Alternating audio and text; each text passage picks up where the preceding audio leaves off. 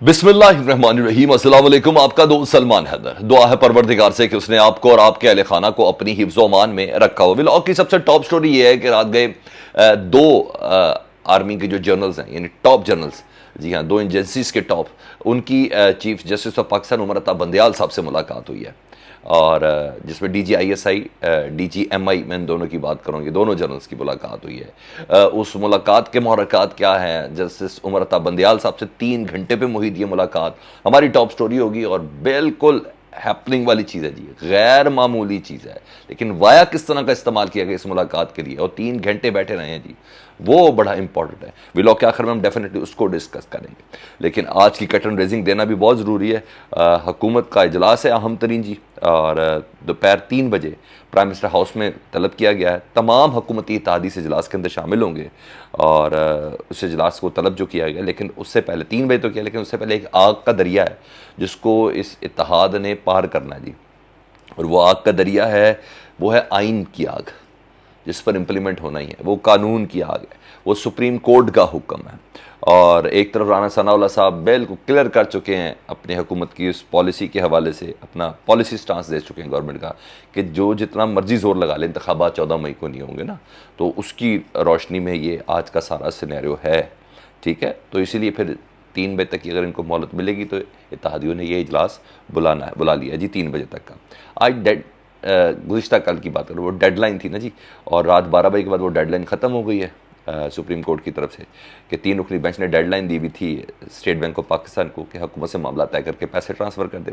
वो पैसे ट्रांसफ़र नहीं हुए, और नहीं हुआ तो एक तरफ 3 रुकनी बेंच है, तो हुकूमत कह रही है कि हम उनकी बात भी मानते हैं। फिर अगर काबीना से समरी मूव करवा के पार्लियामेंट में भी भेज दी, और पब्लिक में ये भी कहते हैं कि हम सुप्रीम कोर्ट की एक तरफ कह रहे हैं बात मानते, दूसरे कह रहे हैं सुप्रीम कोर्ट के इस हुक्म को ही नहीं मानते, क्योंकि ये है ही 3 के मुकाबले में 4 वोट से, ये तो तस्लीम ही नहीं करते कि 4 जजेस ने इसके खिलाफ फैसला दिया था। तो बहरहाल हुकूमत जिस तरीके से भी कर रही है, मगर पार्लियामेंट, अभी हुकूमत ने कहा, काबीना ने मंजूर कर लिया। ये जिस तरह 2+2=4 जिस तरह चल रहा है, रात तक बहुत देर तक मैं देखता रहा मुख्तलिफ वकला और कानूनी माहिरीन की राय को।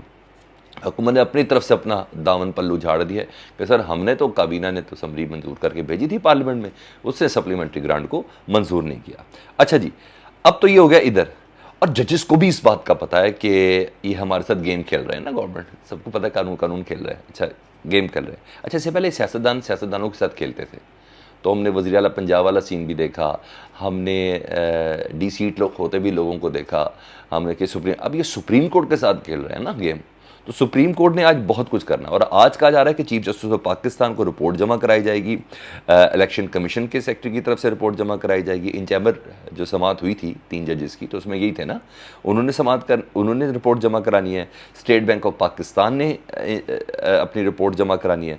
अटर्नी जनरल ने भी अपनी रिपोर्ट जमा करानी है, वही कराएंगे ना कि जी हम तो हिस्सा थे, अटर्नी जनरल भी समात का हिस्सा थे ना उस दिन, तो कि जनाब हमने तो ग्रांट मंजूर कर ली थी, पार्लियामेंट ने मुश्तरका तौर पर उसको मुस्तरद कर दिया।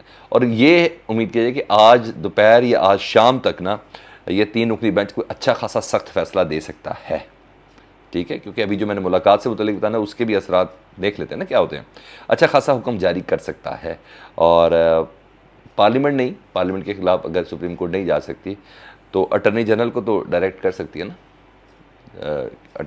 उनको तो डायरेक्शन कोई ना कोई दी जा सकती है। तो दूसरा पाकिस्तान तहरीक इंसाफ, उन्होंने तौहीन पर, यानी अदालत की इस तौहीन पर सदर को रेफरेंस का पुश करना शुरू कर दिया कि सदर को रेफरेंस दें हुकूमत के ख़िलाफ़, पार्लियामेंट की ज़रा थोड़ी स्क्रू टाइट कर दें, और देखें सदर के पास क्या है। क्योंकि पार्लियामेंट के इख्तियार को अगर सुप्रीम कोर्ट में चैलेंज नहीं किया जाता था, तो कासिम सूरी ने क्या किया था, वो पार्लियामेंट में अक्सरियत ने इसम्बली तहलील की थी ना, अदम एतमाद को नहीं किया था ना, अक्सरियत ने ये किया था ना, तो सुप्रीम कोर्ट ने तो सुओ मोटो लिया था रात के टाइम, जब आपको याद होगा इस्लामाबाद हाई कोर्ट के भी दरवाजे, टेबलें टूबलें साफ़ होना शुरू हो गई थी, बत्तियाँ शत्तियाँ रोशन हो गई थी, आपको याद है ना वो सारी चीज़ें। हाँ, तो अगर वहाँ अप्लाई होगा तो यहाँ भी अप्लाई हो सकता है, और होना है, ये भी मैं आपको बता दूँ, क्योंकि अदालत को पता चल रहा है मेरे साथ, हमारे साथ गेम खेली जा रही है।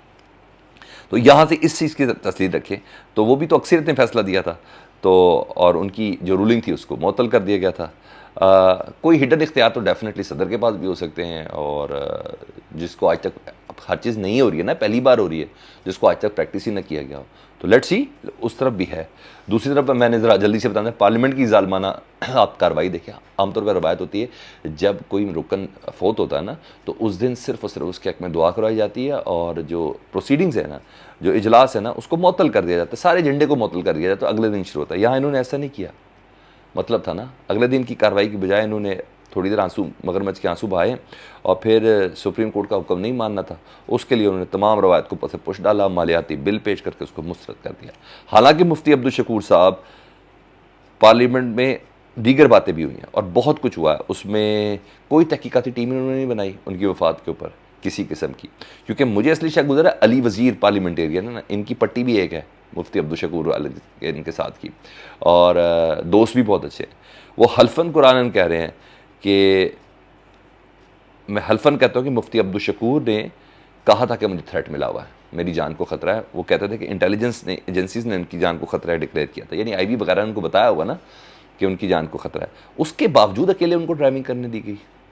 एक सवाल है, मगर बेहिसी है ना, काम कुछ और है। अब्दुल शकूर साहब तो ये मामला तो कल परसों तरसों आगे निकल जा चुका होगा, तो तहकीकात होगी तो पता चलेगा ना। कोई कमीशन ही नहीं बनाया, हालांकि इनको बनाना चाहिए था। ये बड़ी एक वाज़ेह तौर पर बात है कि मुफ्ती अब्दुल शकूर का दोस्त कह रहा है कि उनकी जान को ख़तरा था, इंटेलिजेंस ने इतला दी थी, उसके बावजूद मुफ्ती अब्दुल शकूर साहब जो है वो गाड़ी में अकेले जा रहे हैं, और ये सब चीज़ें, तो ये डेफिनेटली ये सब चीज़ें बहुत ज़्यादा मैटर करती हैं।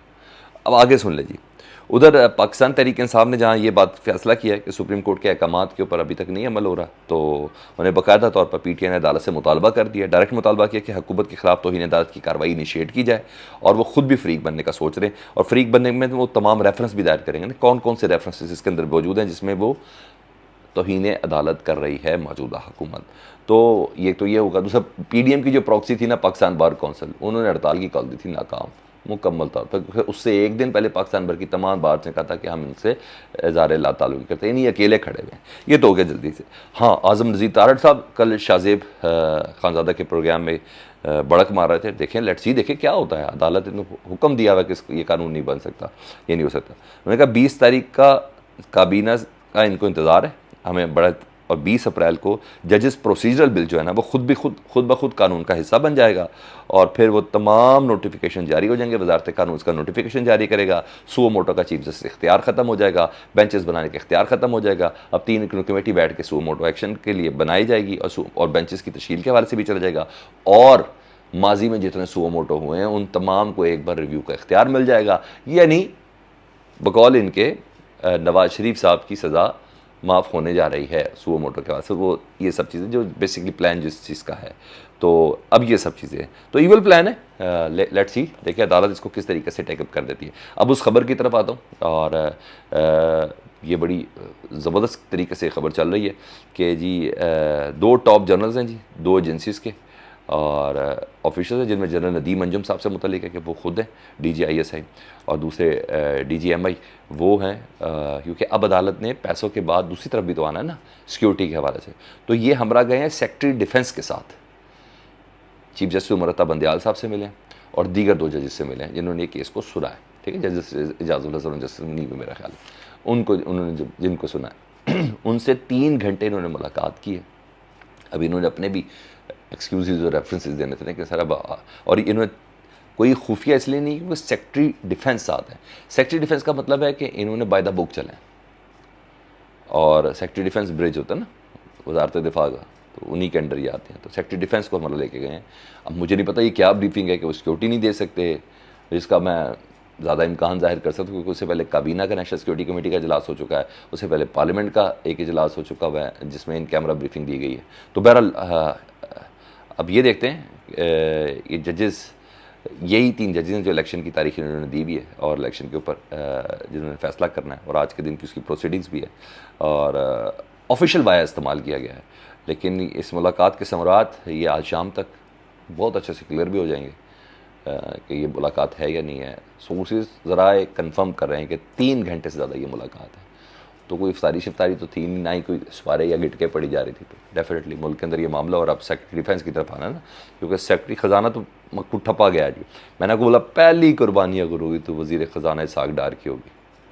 ठीक है जी, पहली कुर्बानी होगी। तो दूसरा अब सेक्रेटरी वो भी है, तो इस हवाले से डेफिनेटली उन्होंने उन्हीं से कहना ना, तो वो बताएंगे कि इंटेलिजेंस रिपोर्ट्स क्या है, थ्रेट्स क्या है, क्या नहीं, ये तमाम चीज़ें मैं कहा बजाते खुद हम ज़रा ब्रीफ करते हैं।